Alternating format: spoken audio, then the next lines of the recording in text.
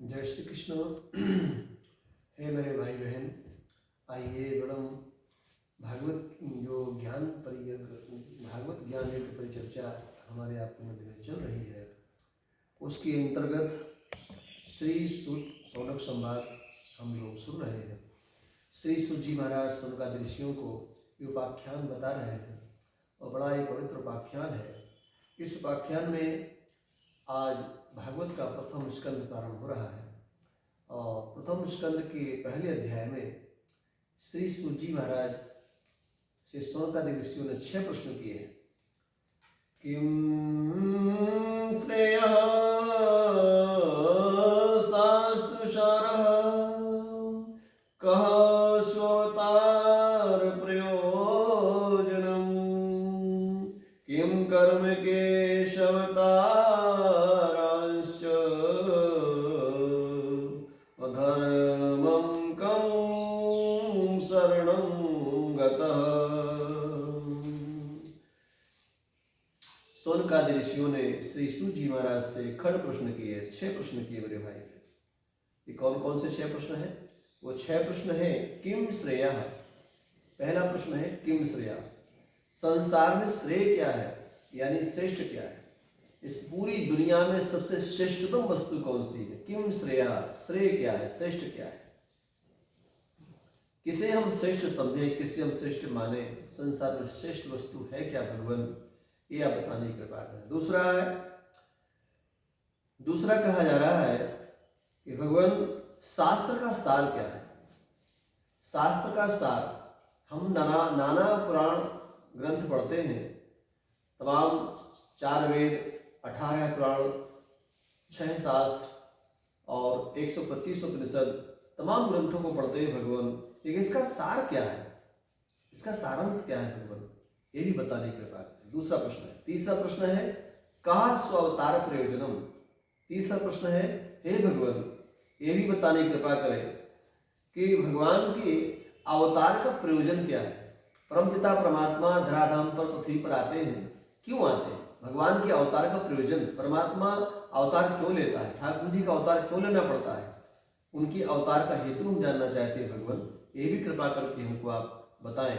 भगवान की कथा से संबद्ध हो तो ये भी कृपा करें कि भगवान का अवतार क्यों होता है। तीसरा प्रश्न है।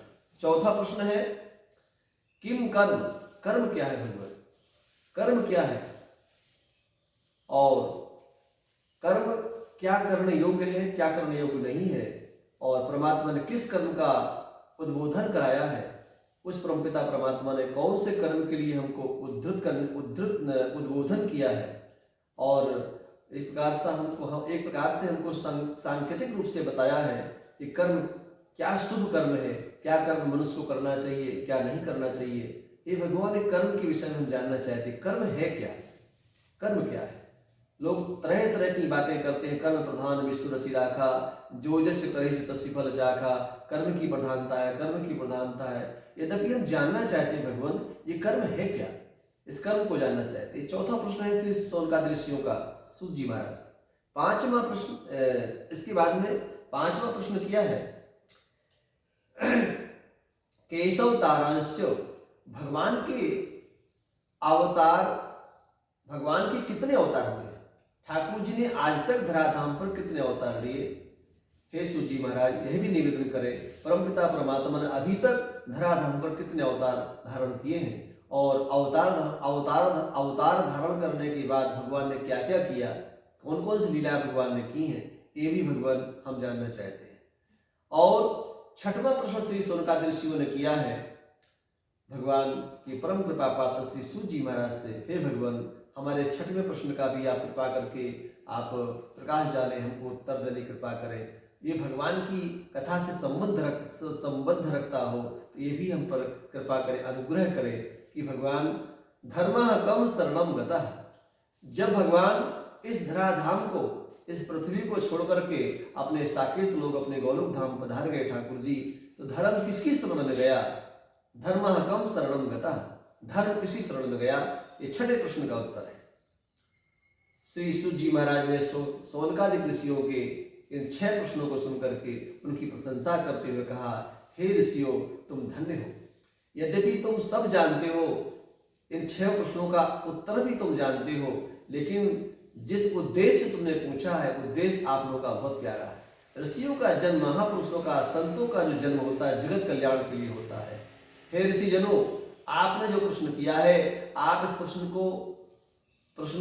प्रश्न करते हैं, इसके उत्तर में आप ये जानना चाहते हैं, और आप नहीं जानना चाहते हैं, इस समग्र सृष्टि को, पूरी दुनिया को आप बताना चाहते हैं, पूरी दुनिया को आप प्रबोध कराना चाहते हैं, ज्ञान कराना चाहते हैं। आप तो माध्यम है, हे ऋषियों, आप तो माध्यम है, लेकिन पूरे संसार वासियों को ज्ञान दिलाना चाहते हैं, उपदेश दिलाना चाहते हैं कि पूरी दुनिया को पता चल जाए, कि पूरी दुनिया जान जाए कि श्री सौनकादिक ऋषियों ने सनकादिक से जगत कल्याण के लिए कौन कौन से प्रश्न किए थे। धन्य ऋषियों आप लोग। इस प्रकार से ऋषियों की प्रसन्नता करते हुए और सूत जी कहते हैं, हे ऋषियों, यद्यपि भागवत बहुत महानतम ग्रंथ है, ये परमात्मा का साक्षात वांग्मय स्वरूप माना जाता है। भागवत में 12 स्कंद है, भारत में 12 स्कंद हैं। प्रथम स्कंद में हम लोग प्रवेश कर चुके हैं, और ये प्रथम स्कंद की कथा आपके सामने प्रारंभ होने जा रही है। और भागवत के 12 स्कंद हैं, और भागवत में 18,000 श्लोक हैं, और 335 भागवत जी में अध्याय हैं। ये भगवान श्री कृष्ण का वांग्मय स्वरूप कहा जाता है, ये परमात्मा का साक्षात ग्रंथावतार कहा जाता है, ये परमात्मा का मंगलमय स्वरूप है भागवत का। इसलिए भागवत में प्रवेश करने के पूर्व हाथ जोड़ करके हम सभी लोग भागवत जी का ध्यान करें। जन्माद्यस्य यतोन्मयादितरतश्चार्थेषु विज्ञास्वरान् तेने ब्रह्महृदयादिकवये मुह्यन्ति यत् सूरयः तेजो वारिमृदां यथा विनिमयो यत्र त्रिसर्गो मृषा धाम्ना स्वेन सदा निरस्तकुहकं सत्यं परं धीमहि, सत्यं परं धीमहि। धन्य है सत्यम परम धीमहि। वह परमात्मा, वह नारायण जो जगत के उत्पन्न यानी सृष्टि के पालन के और संहार के हेतु हैं, ऐसे परमपिता परमात्मा जो अजन्मा है, जिनका कभी संसार में जन्म नहीं होता है। धन्य है ऐसे परमपिता परमात्मा। उन परमपिता परमात्मा का हम जो है हृदय से ध्यान करते हैं, जिनके शरीर में ये सारे ब्रह्मांड अवयव की तरह लगे हुए, जिनके रोम ब्रह्मांड ने काया निर्मित माया रोम रोम प्रतिवेद कहे, जिनकी प्रत्येक रोम में एक ब्रह्मांड की संरचना है। ऐसे परमपिता परमात्मा जिनके शरीर के अंदर में हजारों ब्रह्मा है, हजारों शिव हैं, हजारों देवी देवताओं का प्रवास है, हमारी नदियों का, समुद्रों का, सबका वास उनके गर्भ में ही है। ऐसे परमपिता परमात्मा हमारे नारायण जो विराट रूप परमात्मा का है, जिनके अंदर सारी सृष्टि समाविष्ट हो जाती है, ऐसे परमपिता परमात्मा को हम हाथ जोड़ करके सभी लोग सत्यम परम धीमहि, जो सत्य के प्रतीक है, प्रतिमूर्ति है, ऐसे परमपिता परमात्मा को हम लोग हाथ जोड़ करके प्रणाम करते हैं। आइए ऐसे परमपिता परमात्मा को प्रणाम करते हुए, और हे सौनकादिक ऋषियों, हम आगे आपके प्रश्न का उत्तर देते हैं। परमात्मा की जो कृपा पात्र होते हैं, ठाकुर जी के जो कृपा पात्र होते हैं, ब्रूहि योगेश्वरे कृष्णे ब्रह्मणे धर्मवर्मणि स्वाकाष्ठाधुने धुनोपेते धर्मः कं शरणं गतः। आपके कथनानुसार आप लोगों ने जो प्रश्न किया है, उसका मैं समुचित उत्तर देने का प्रयास कर रहा हूँ।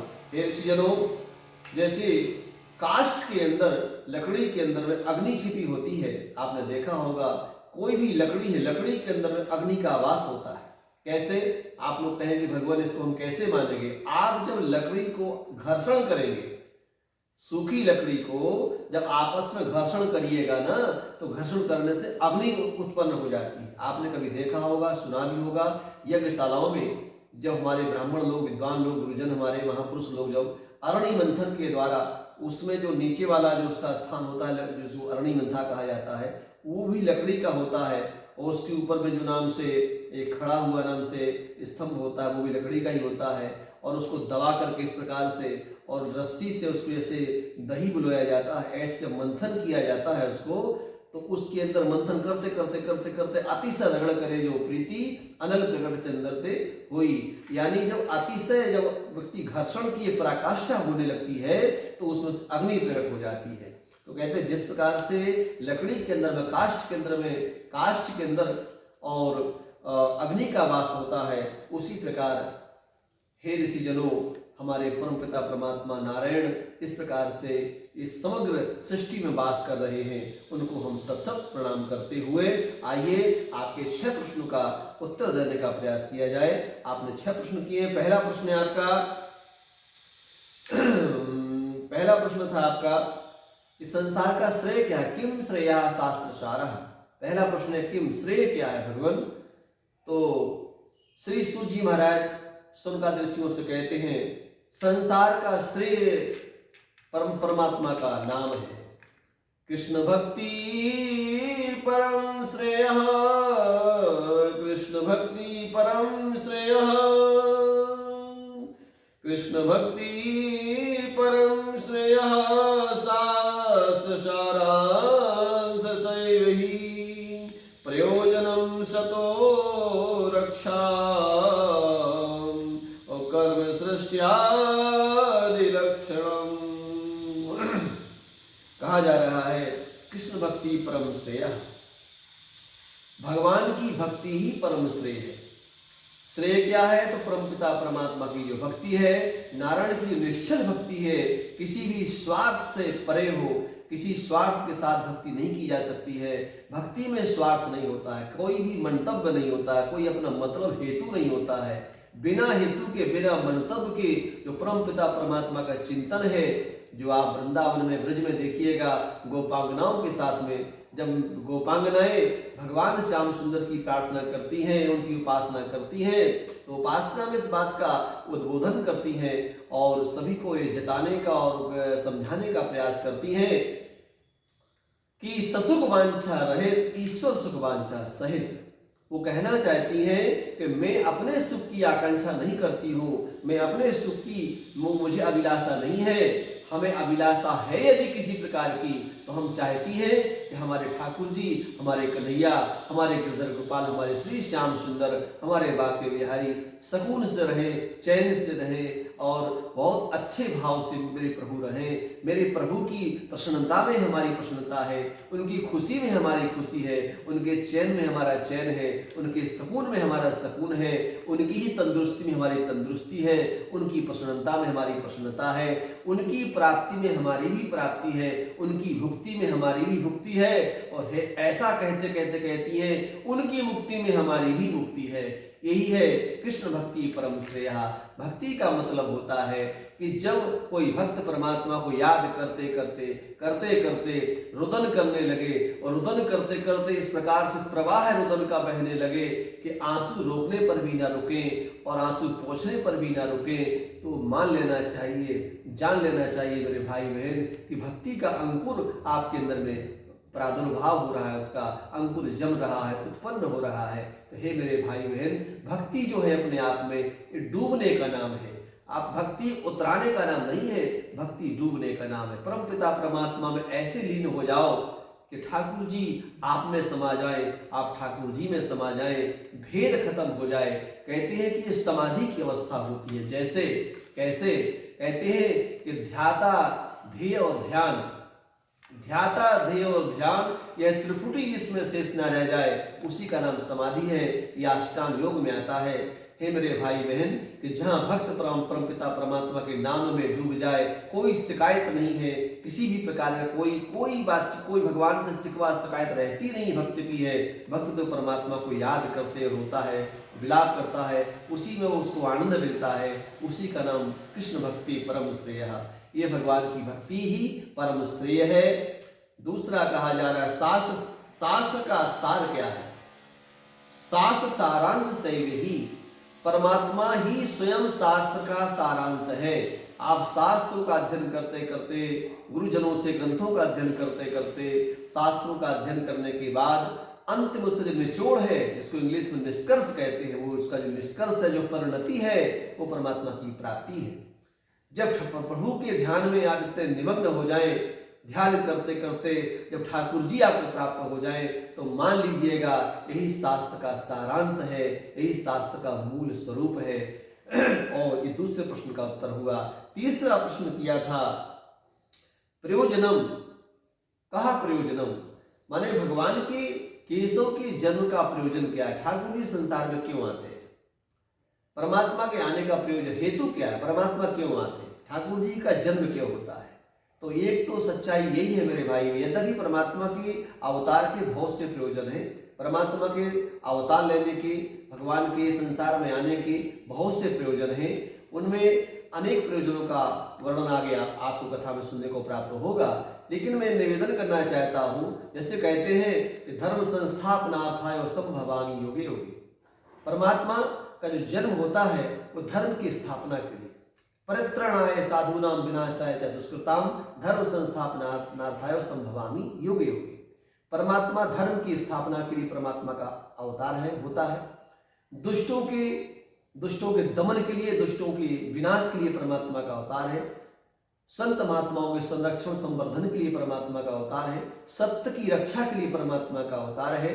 और इस समग्र सृष्टि के जीव जंतुओं की रक्षा संरक्षण के लिए परमात्मा का अवतार। यद्यपि परमात्मा के बहुत से अवतार हैं, बहुत से हेतु हैं, लेकिन भगवान का जो मूल अवतार होता है वो धर्म संस्थापनार्थाय संभवामि योगे योगे।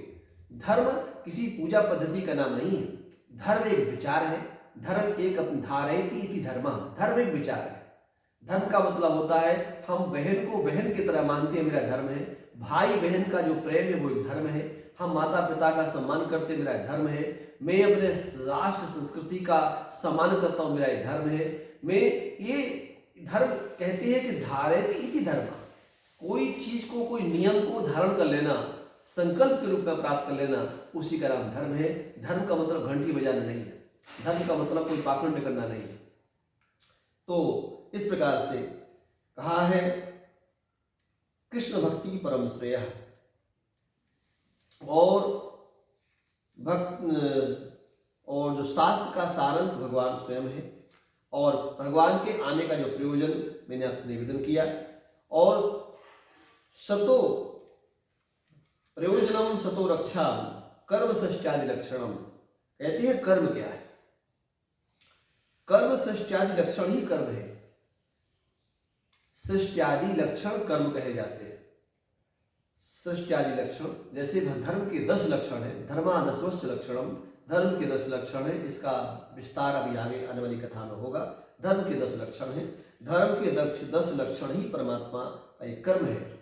इन्हीं धर्म 10 लक्षणों के द्वारा परमात्मा ने कर्म का ज्ञान दिया है, कर्म का प्रबोधन कराया है, कर्म के विषय में बताया है कि कर्म क्या है। तो ये सृष्ट्यादि जो लक्षण है धर्म के, ये कर्म का प्रतीक है। आगे परमात्मा की यद्यपि अवतार तो बहुत हुए हैं, भगवान ने केशव के क्यों इतने अवतार हुए हैं? 5वां प्रश्न है, भगवान ने अवतार कितने अवतार अभी तक लिए ठाकुर जी ने? 5वां प्रश्न है कितने अवतार सांख्य, परमात्मा के असंख्य अवतार हुए हैं। मानस में गोस्वामी जी कहते हैं नाना भांति राम अवतारा और रामायण सत कोटि अपारा। परमात्मा के असंख्य अवतार है, करोड़ों परमात्मा के, जिसको कोई गिनती ही नहीं है। भगवान के असंख्य अवतार हैं, लेकिन भागवत जी में मूलतः 24 अवतार कहे जाते हैं। उन अवतारों की कथा हम आगे अभी आपको निवेदन करेंगे, उन मंगलमय नामों का भी हम लोग संस्मरण करेंगे। अवतारः सांख्येयां धर्मो भागवते स्थितः। यद्यपि भगवान ने असंख्य अवतारों का प्रबोधन है, बहुत से अवतार हैं, और उन अवतारों में से परमात्मा के जो मुख्य रूप से 24 अवतार हैं, उनका हम वर्णन कल करेंगे आपके सामने। और धर्मो भागवते स्थिता, अंत में 6वां प्रश्न था धर्मः कम शरणं गता, धर्म किसकी शरण में गया, निराश्रय धर्म किसकी शरण में गया? तो सूर्य जी कहते हैं सुनकादि ऋषियों, धर्म लास्ट में भगवान की शरण में चला गया। और भगवान का मतलब है भागवत। भगवान का मतलब है भागवत। परमात्मा का भागवत अवतरण कलिकाल में हुआ है। भागवत भगवान का साक्षात वांगमय स्वरूप है, भगवान का साक्षात विग्रह है। इस भागवत में ही धर्म समाविष्ट हो गया है। धर्मो भागवते स्थितः। छठवां प्रश्न का उत्तर हुआ, आपने कहा कि धर्म किसकी शरण में गया, तो मैंने कहा कि धर्म जो है भगवान की शरण में यानी भागवत की शरण में ही समाविष्ट हो गया। इन्हीं शब्दों के साथ आज की कथा यही विराम ले रही है। सर्वे भवन्तु सुखिनः, सर्वे सन्तु निरामयाः, सर्वे भद्राणि पश्यन्तु, मा कश्चित् दुःखभाग् भवेत्। ओम शांति, ओम शांति, ओम शांति।